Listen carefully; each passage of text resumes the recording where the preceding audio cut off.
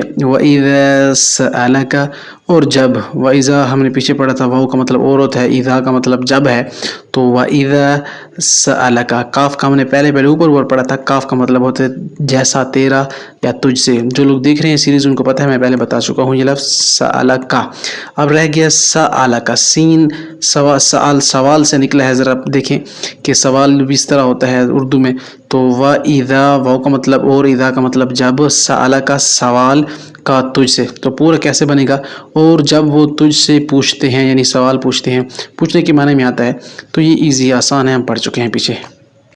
یہ ہے علینا.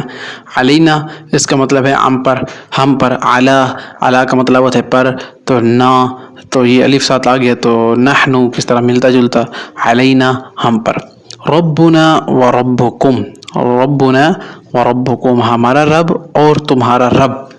ربنا ہمارا رب, و ربکم تمہارا رب.